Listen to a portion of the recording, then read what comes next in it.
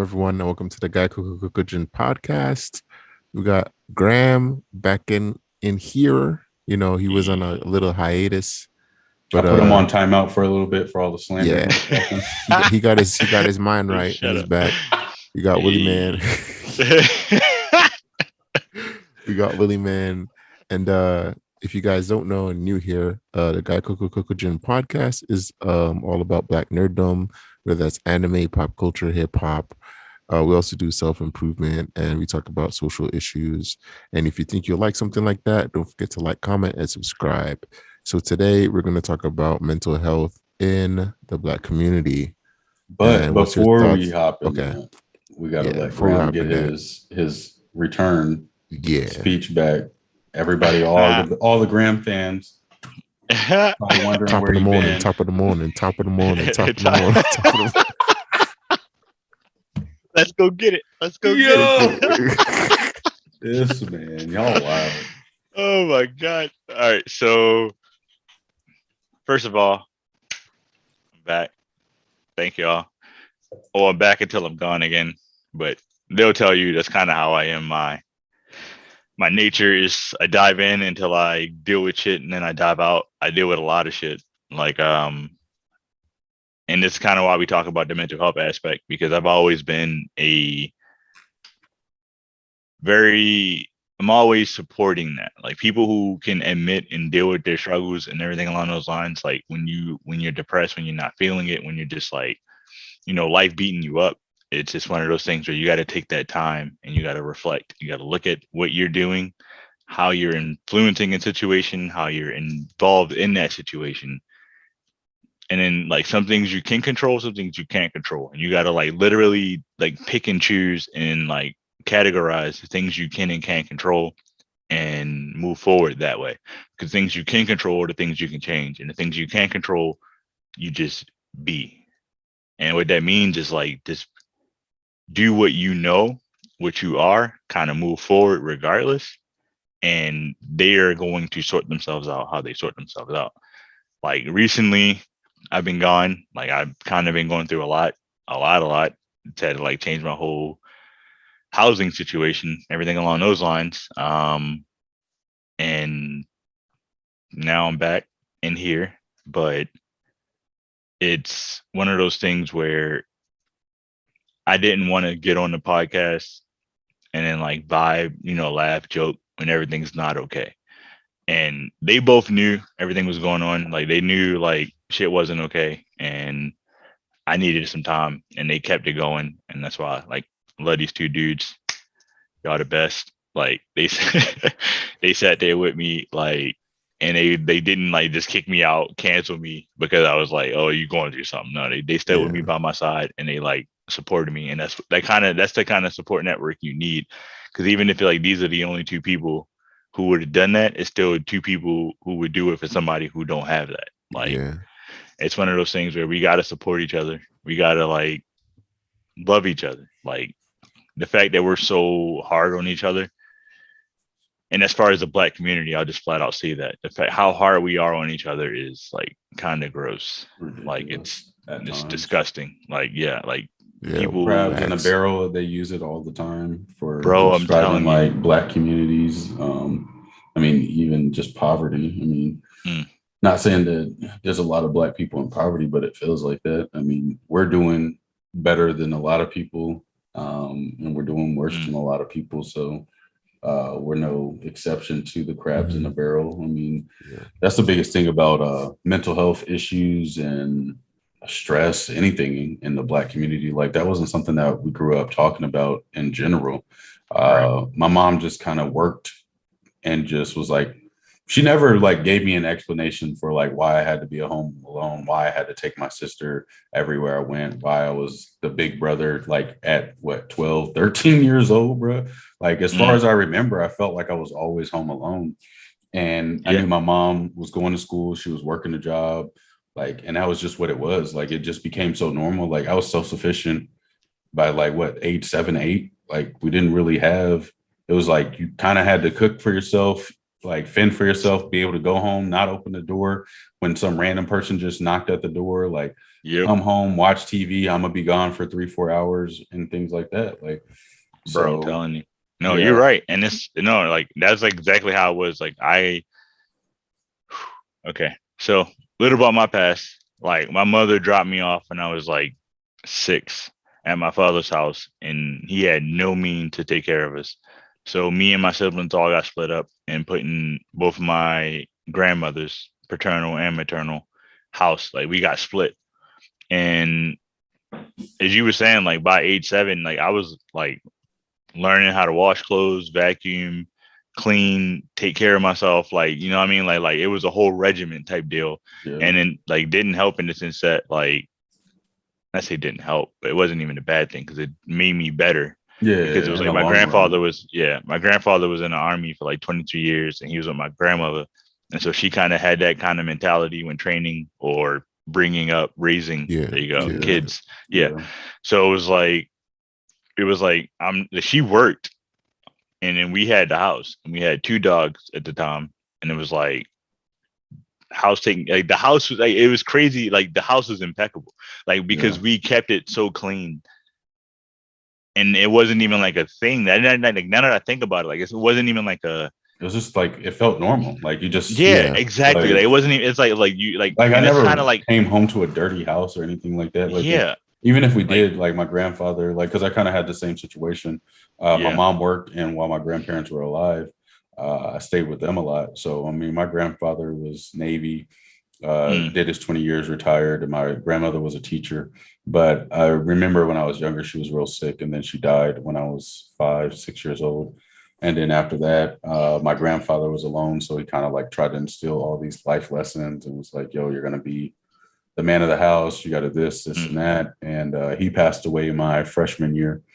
And that was kind of hard. And that goes into like the mental health issues too. Like my mom actually saw that he was a big part of our lives, and she put us in therapy. And the crazy part about the therapy is like that's dope on her though. That's dope. That's really dope. Yeah. But it was so traumatizing that I like when I think about the therapy, like I remember going, and it was kind of like a movie, like how like think about Arkham Asylum. Like that's how I remember it being, like because it was just like a bunch of other kids in there, and it was like on the top of a hill. And I remember the only night I remember is like it was literally like nighttime, like that, like Arkham Asylum, and it was like thundering and stuff like that. And we went up to this therapy session, and that's really like all I remember. But it's kind of like one of those traumatizing events that just like you just kind of like push it back.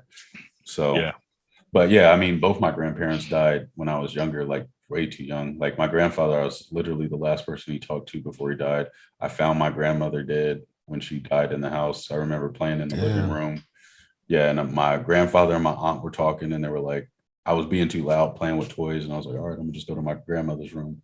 And I went in there, and I was like tapping her, and then she was dead. And so I remember the ambulance coming and everything, and like sitting in the living room, and the cops are going back and forth, and everything, bro. It was traumatizing. It's not one of those things that you kind of forget. And I was literally like 5'6", like 5'6", and that I vividly remember that night, like vividly. Like that's probably like one of the memories that is just like burned into the back of my head. Like, yeah, like I said, my mom took us to therapy, and like the therapy was just kind of like a distant memory too. So I don't think I would have got through things if I wouldn't have went to that, because I mean, I did go through like a really wild phase after.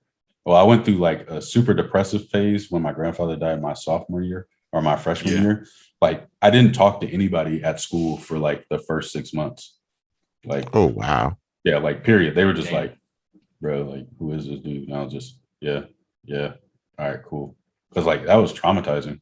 And I mean, of course, I found some good friends after that. That's when I got into like Game Boy and gaming and things like that. Because that was before that. I mean, I was a gamer, but I wasn't like that. But like, I remember my homeboy John G and this dude Will Haynes. They all had Game Boy Advances and stuff like that. So we'd be playing like Advance Wars in the back of class, like Pokemon. That was when that was out. And then on top of that, Dave Chappelle. That was the year he came out. So then we just be cracking jokes, bro. Like it was. But that goes back to like needing friends and people who are actually like who can pull you from that. Exactly. And that was like the life-changing point in my life, my freshman year, where like I got in with those guys and then we started like hanging out all the time and things like that. And and then it made everything kind of just not necessarily disappear, but it made it easier to deal with. Yeah. Hell yeah. No, like, and that's one of those things where like even hearing your story, it's like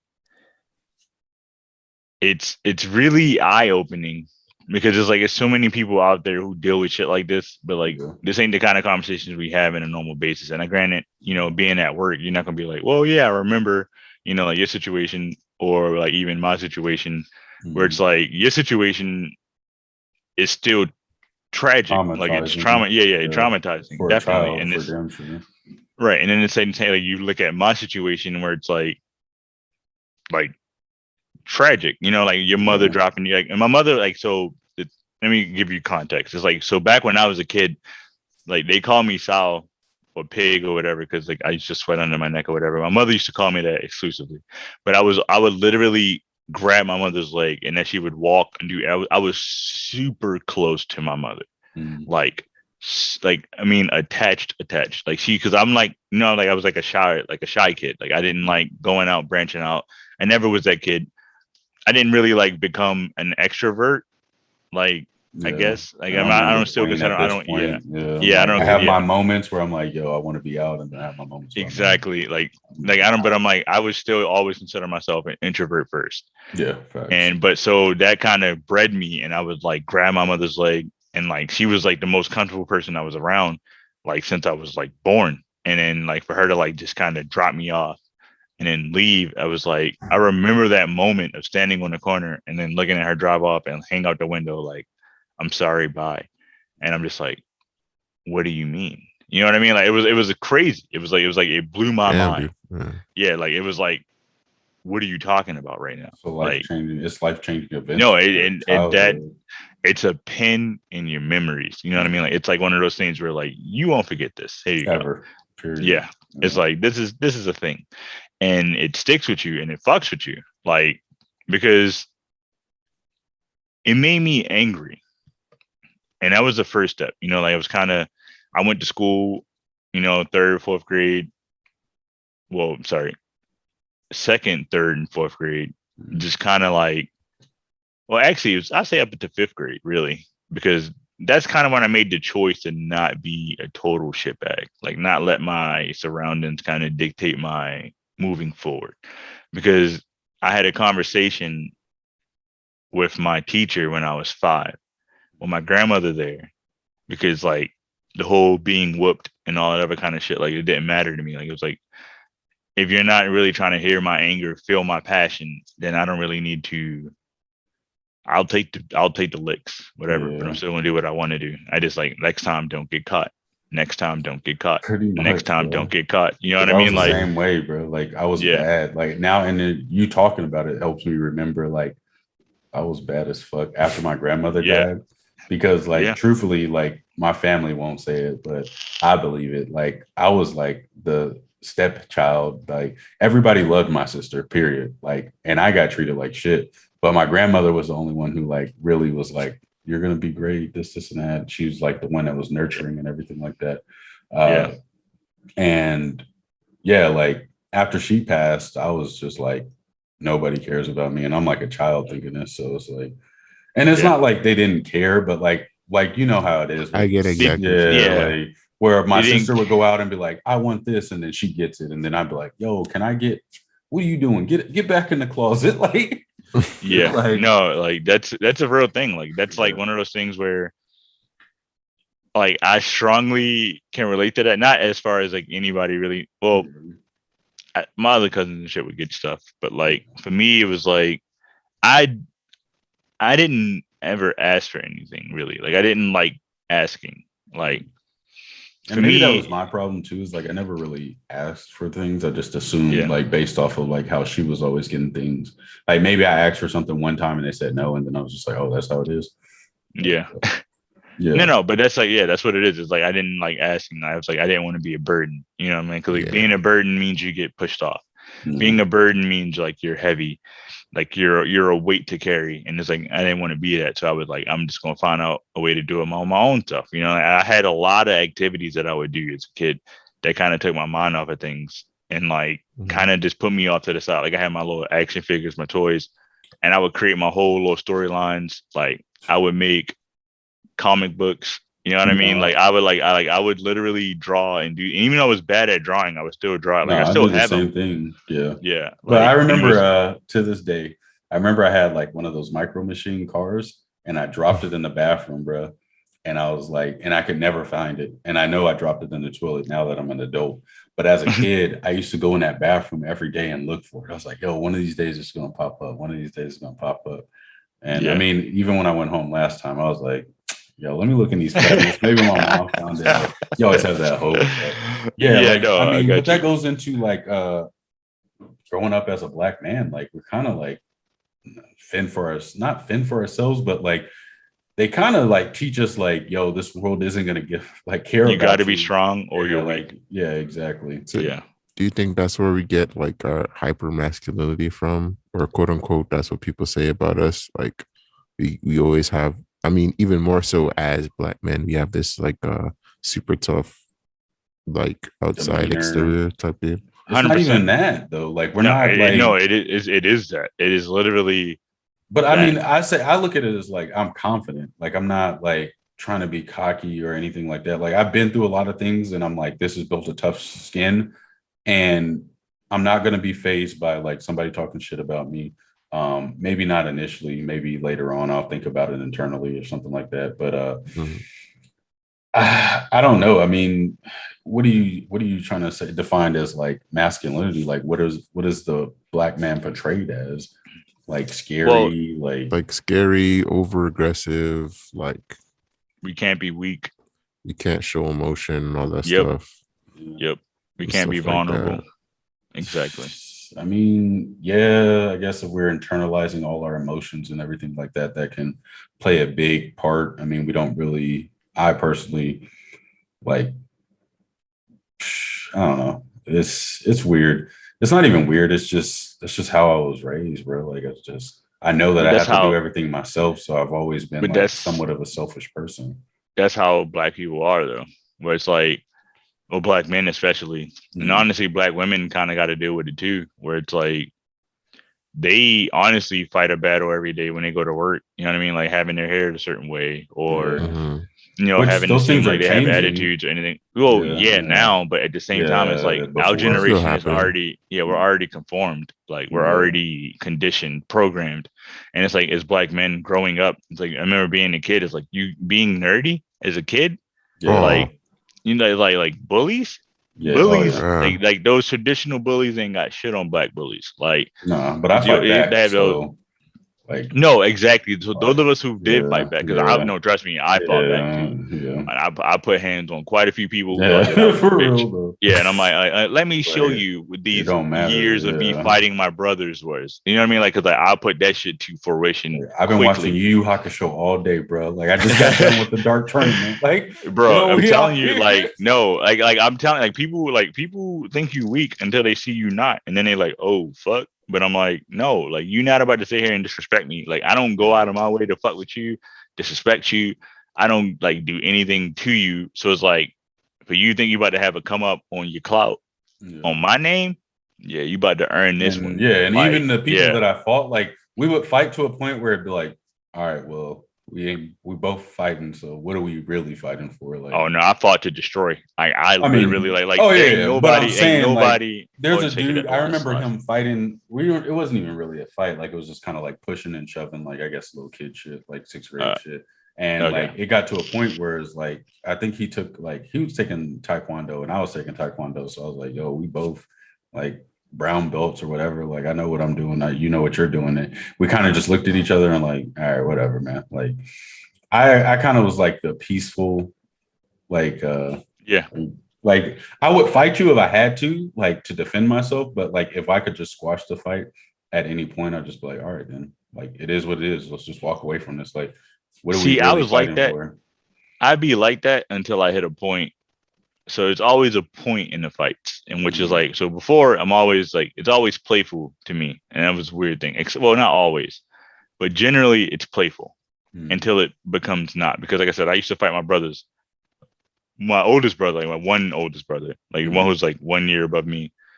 We'd fight religiously, especially in the summertime when we had like all the time together. Like we would fight all the time. So when it came to fighting other kids, it was like, this doesn't seem fun. Like, and I know it sounds like, I don't know how to put that, but it's like, it just felt like you had to defend yourself. Not even that. It just felt like, it's like, I know I can defend myself. Like, are you able to defend yourself? Because that's how it was with me too. My cousins, my older cousins, like they just beat up on me all the time. Like my cousins from Mississippi, and then my mom just be like, "Well, I mean, I wouldn't go snitch or nothing. Like I just be like, what am I gonna do? Tell my mom? Like, but like, you got to get tough. Yeah. So at one point, she was just like, "Y'all need to stop fighting," and then it didn't get solved. So it's like, all right, then I guess I'm fighting back. So. They were all older than me, so I mean. But that's the thing, though. Like you gotta and that's what it is, that hyper masculinity, where it's like you gotta be tough. Like you have to measure up. You have to hit that pinnacle. You have to like reach that next level. Like you have to. You got to reach that Super Saiyan. You know what I mean? When you just get that burst where you're like, I understand now, and you just fucking start reversing. So my brother, I shit you not, used to sit on me and dig his nails in my face to the point where he would leave scars. And it was like, all right, bet. I don't like this happening. And I ain't never going to snitch. You know what I mean? I'm never going to be the one that's going to go out and tell. So I learned eventually how to dismount him. Yeah. And I would dismount, take control. And I'm like, now what, bitch? And I'm like, now I'm digging my nails. You know what I'm saying? Digging my nails, which I didn't really do too often. But it was like, now you feel, exactly. Like now you feel what I felt. Because I like low key became like, I mean, if I actually applied these skills to like actual fighting, like I could probably reverse a lot of submissives or some submissions. Because like my cousin, he was bigger than me and he'd always try to hold me down or like sit on me and things like that. And I'd always like squirm my way out and reverse it on him. And like, I mean, one time, like I literally almost broke this dude's arm because I just like so mad that I was just like, yo, like I'm done. Like you had to kind of stand your ground with your cousins and things like that, to the point where it was like, look, I will literally break your arm. Like if that's what it's going to take, like, I don't care at this point. So, but that's really what it is though. It's like, so funny story. It was like me and Mace. I don't know if you remember Mace. So sorry for saying your name. Well, last name at least. It's like we were at Kadena and we training in the functional fitness room, punching the puncher bag. And like, I'm like, you know, we showing form and everything. And this dude comes in a gi, and he's like doing kickboxing. And he's like, you mind if I share the bag with you? Like, yeah, no, we go ahead. We start talking, yada, yada, yada. Long story short, he was there for the Brazilian Jiu-Jitsu class. And we both go to, be like, fuck it, let's go to the class. I ain't got nothing better to do. Let's see what happens. I got paired with a brown belt just because my ground game was like naturally, he was like, you had to be doing this before. I was like, no. Yeah, but no, like I had to learn professionally. Exactly. And there's a big difference where like you understand your opponent and like, you know, like I fought this dude over and over and over again. Yeah. So I know his habits compared to like somebody who's been doing this, who's trained to do this. And because the same thing happened to me when I did SEER training and it was not fun. No, I'm saying, but like that's the thing though. Like, so it's like even going through it, it was like the dude didn't submit me. Mm-hmm. I'm not saying he couldn't. He's fucking gorilla of a dude. Yeah. Like, dude was fucking, I'm telling you, like, literally, like, top half, like, skinny legs, which probably saved me. But, like, dude was, like, top half beast mode. And I was like, oh, fuck. He's like, yeah, you roll with him. And I'm like, why can't I get a white belt? Like, what the fuck? Like, I could submit a white belt. I literally went into that situation like I know I had to defend because he's going to literally play with me because he's experienced. And I'm not saying, like, it's no point in me that I'm like, oh, I practiced on the ground with my brother a bunch of times. Yeah. So, you know, like, I'm pretty much a pro at this. Yeah. No. I knew, like, no, when it comes to being trained or not trained, like, I'm not trained. He was trained. And I was like, fuck, like why?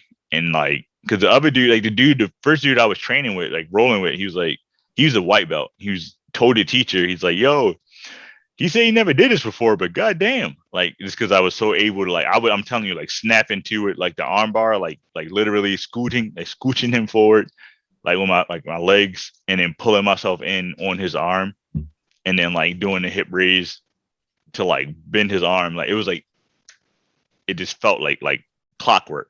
It was like I didn't even like had to like, wait, how do you do this? Like let me no, it was like got you. And he was like, what the fuck? Like he didn't even expect it to be that fast. And I was like, he was like, have you done this before? Like you done this before? And I was like, nah, this is my first time.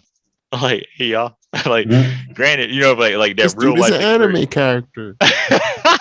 Like, yo, he had the Smash Bros haircut. We should have known that. I'm DLC in Smash. Like, yeah, no. But no, it was crazy. And like I said, I'm not like, it's not even like talking myself up or like it's a thing. It's just one of those things where, because I didn't, like I said, that was the first time I ever did Brazilian Jiu-Jitsu at all. Like I never really like, it was something I was always interested in, but it was never something that I like made a thing in my life past like my fanism. Like I love the fighting, and it was like I love fighting. Like so when it comes to fighting, it's like, do you want to fight? We can fight. I'm all day.